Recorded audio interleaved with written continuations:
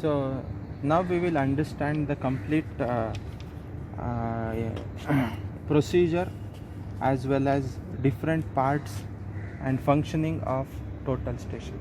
So as we know, total station consists of three important components.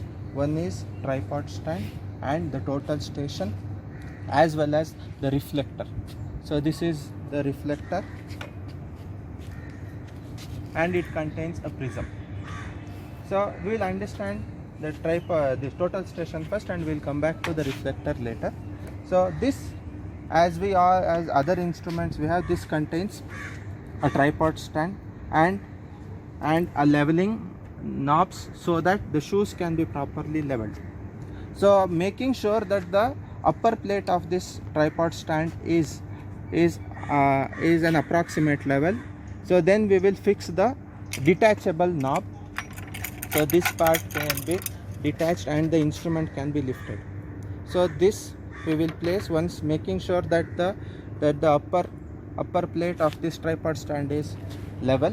So we will fix this detachable knob inside the base plate of the total station. This part of the instrument is called the base plate of the total station, and the complete set above the base plate is called the tri-brach. So this tri-brach and the base plate are connected with three foot screws. So two here and one here, right? So the axis which is running through the center of the instrument vertically down is called the Trunnion axis. So this instrument base plate, this is tri-brach is connected with 3 foot screws, which helps in leveling the instrument. And here we have a proper display.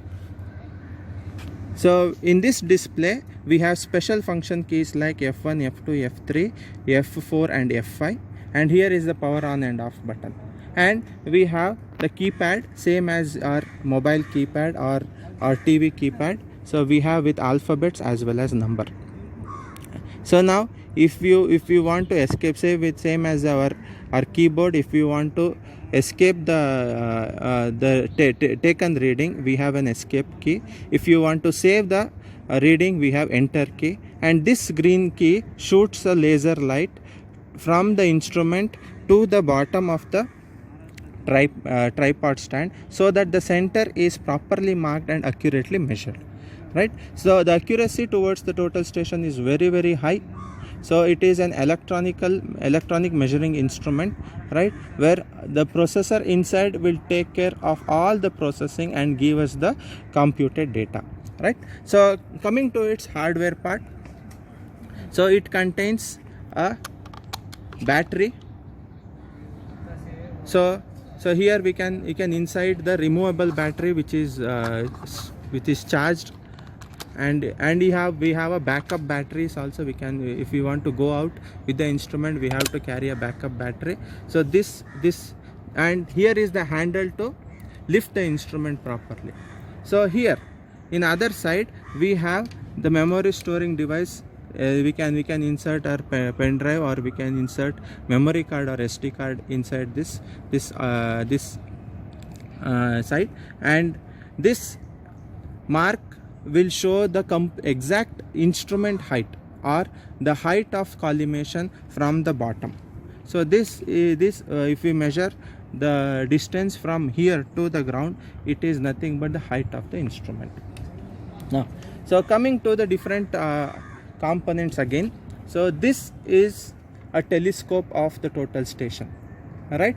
So as already we have understood with the telescope of theodolite as well as total this one auto level, here we have a focusing screw. So this is eyepiece and this is the object piece, right? So as we know, the diaphragm will be in this eyepiece. First and foremost we have to remove the parallax by focusing or by rotating the eyepiece, right? By keeping a white sheet in front of the object piece, we have to remove the parallax, which is nothing but the making sure that the diaphragm is properly visible. And we have a focusing screw here, same as your camera. So we have a focusing point so that the far object can be properly focused, right? So now, to stop the rotation of this vertical of this telescope, we have a vertical clamp here. So for fine adjustment, we have a vertical tangent screw. So now coming to the leveling of the instrument, first we have to make sure that there is a bubble tube here on the instrument. We should adjust the tripod, legs of the tripod in such a way that the bubble should be half inside this black colored circle, and the rest adjustment can be done through this foot screws, same as your auto level or your theodolite. So for the leveling procedure remains the same, rotating 2 foot screws and rotating the single foot screw in one go, right? So on the display, the movement of the bubbles can be visible. So it is so sophisticated that the bubble movement is indicated in this display screen, as well as we have to make sure that this plate should be in level, so that we have a bubble tube, there are second bubble tube above the display screen. So once the instrument is properly leveled, right? So just to stop the movement in horizontal axis, stop the movement of the instrument in horizontal axis, we have a horizontal clamp. So if you tighten this horizontal clamp, there is no motion of the instrument. So for fine adjustment, we have horizontal tangent screw. So for fine adjustment of this telescope, we have vertical tangent screw. So this point is nothing but is a bullet eye, or it is also called collimator. So focusing through this, first we will set an approximate orientation of the instrument towards the station, and then we have to focus through the focusing screw and eyepiece, right? Once the focusing is done, you have to clamp both the horizontal and vertical screw, and then we have to measure the distance through this instrument, right? So coming towards, so this reflector consists of a prism which is detachable and attachable, and it has got a stand, right? So we have to hold the reflector with stand in such a way that the bubble should be exactly at the center of the circular ring, making sure that the reflector is exactly vertical. So it has an added advantage that the readings are also provided in this reflector stand in centimeters.